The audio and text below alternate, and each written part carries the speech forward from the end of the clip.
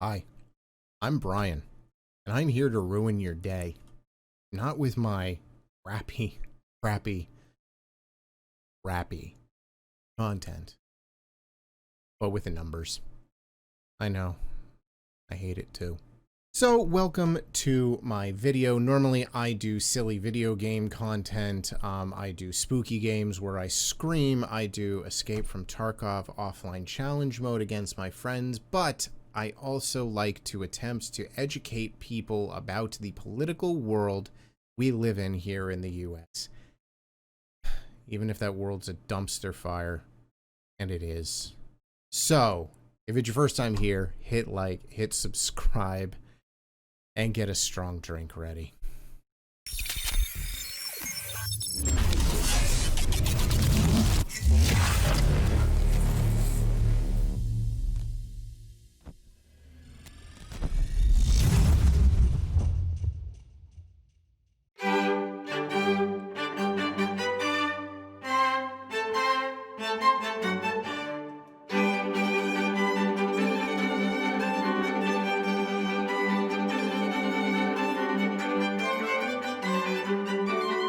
So, a big complaint that I come across while I'm browsing the internet.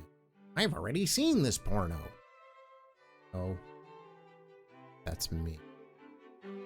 A big complaint I hear from the general public is, why are we always voting in the same old people for political office?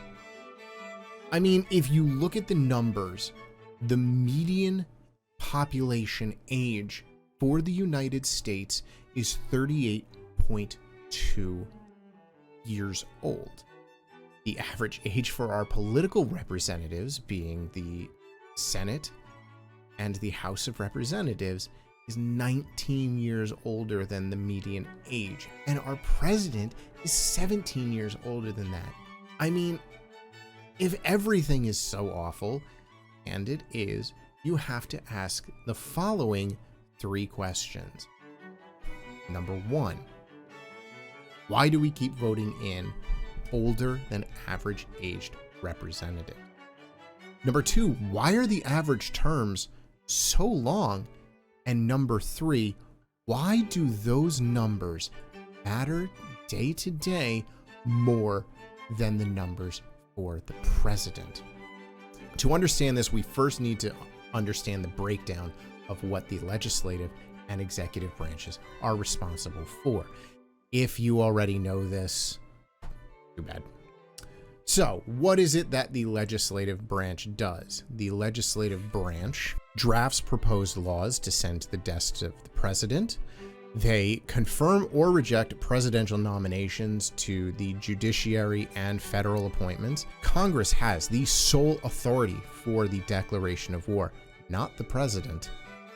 They have the sole power to initiate revenue bills, meaning Congress holds the purse strings, and they hold the sole power to impeach federal officials, and the House of Representatives elects the President of the United States of America in the case of an electoral college tie.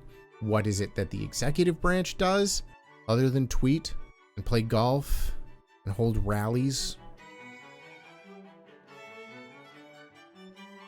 Well, the president has the sole responsibility of execution of the laws passed by Congress. They also hold veto power over those laws. So say the Senate and the House pass a law, it goes to the president to be signed. The president doesn't like it. The president can veto it, send it back to the House.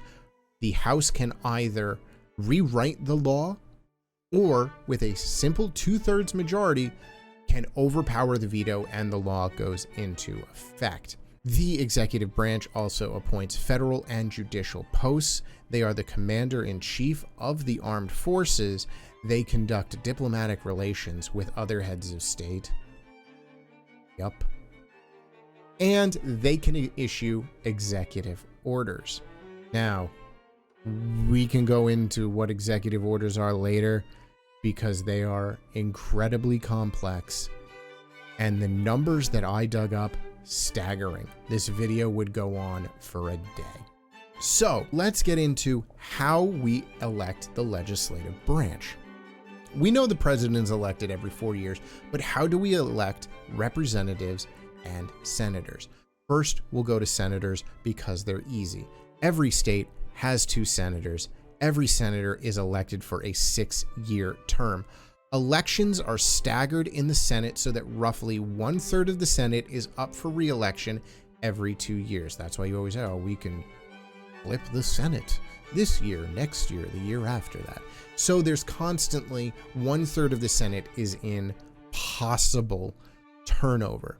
Now, senators must be 30 years of age, citizens of the country for 9 years, and residents of their state. Representatives, a little more complicated. So how many representatives a state has is proportional to the state's total population. So basically, your higher population states have more representatives than your lower population states. This is important because the representative is meant to represent the state's population. Wow. I know, bombshell. Representatives are elected every 2 years, and reps must be 25 years old, citizens for 7 years, and residents of the state that they live in. However, they don't have to be a resident of the district that they are representing. How are districts determined? It's complicated. It differs by state, and I could do a whole video on gerrymandering. And if you'd like to see that, send me alcohol because I don't want to. Now, let's go into breakdowns and why certain things are so important.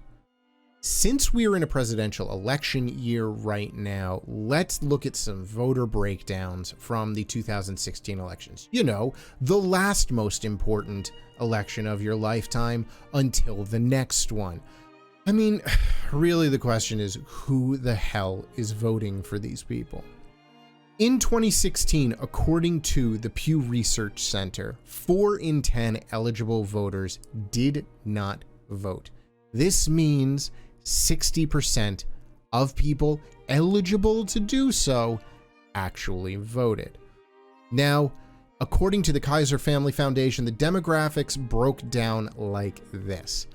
43% of people aged 18 to 24 voted, 53% of eligible 25 to 34-year-olds, 60% of 35 to 44-year-olds, 67% of 45 to 64-year-olds, and 71% of people over the age of 65 actually voted.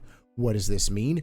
You let grandma and grandpa elect the president. And most of you didn't even vote. Here's some fun facts for you.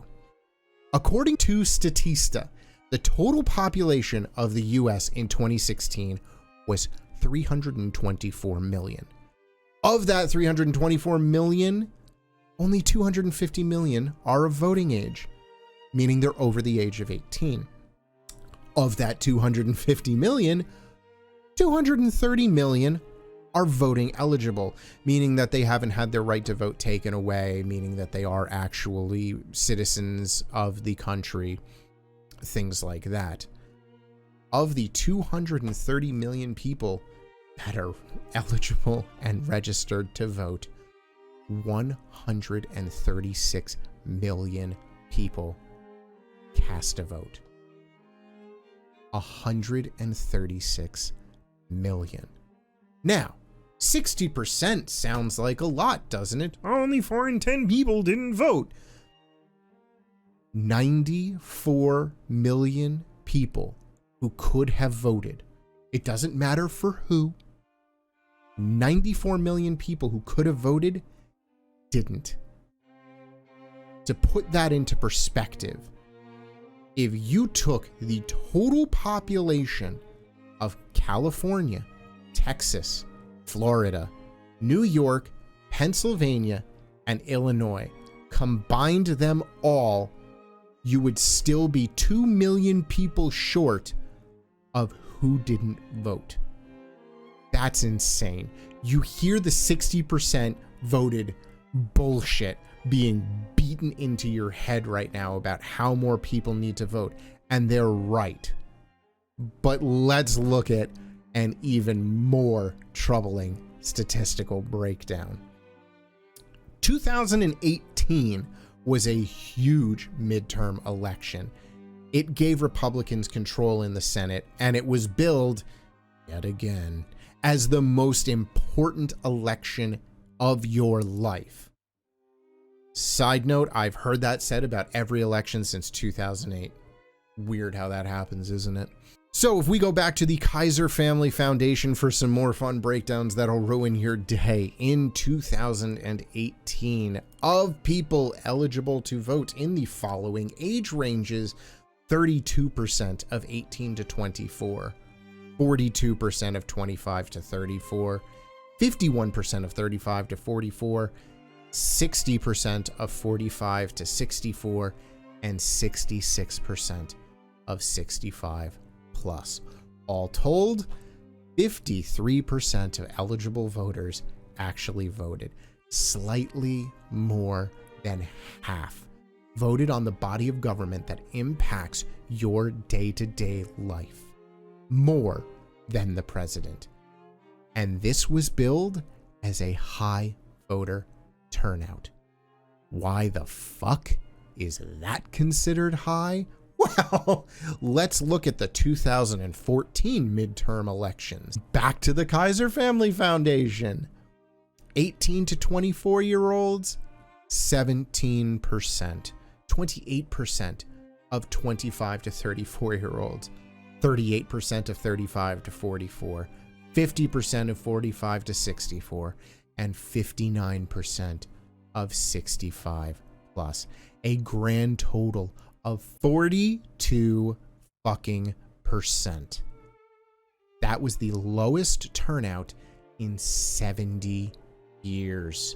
So, in 2018, an 11% increase over that was considered huge, and still only 53% of people eligible to vote actually voted. Basically, what I'm saying here is that yes, the presidential election is very important. This is the figurehead of state that we are voting for, but ultimately, they are not a demigod.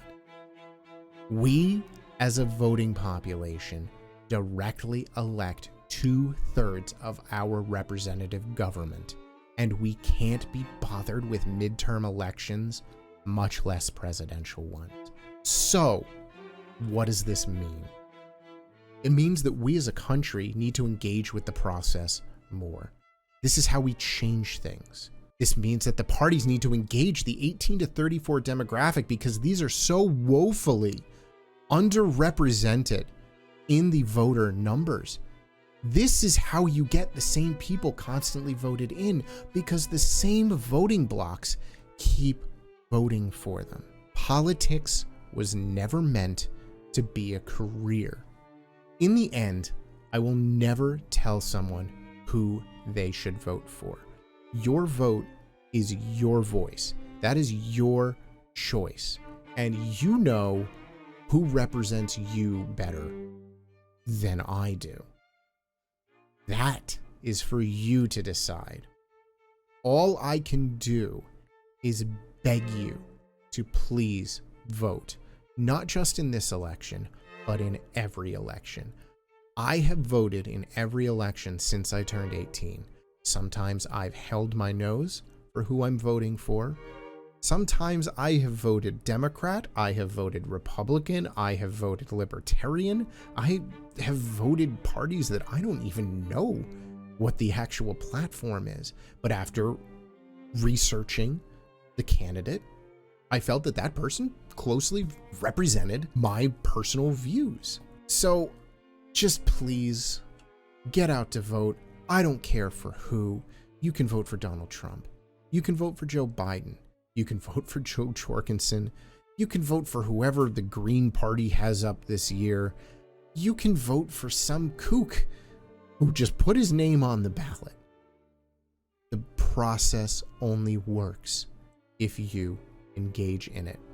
If you'd like to talk about this or just watch a grown man be bad at video games, I stream Monday through Thursday on Twitch from 6 p.m. to 10 p.m. Eastern Time. I upload video content here, or you can just tell me in the comments below how much you dislike me, because sometimes it makes me giggle. Whenever it is, wherever you are, have a fantastic evening, and please, on November 3rd, go vote. Thank you, and good night.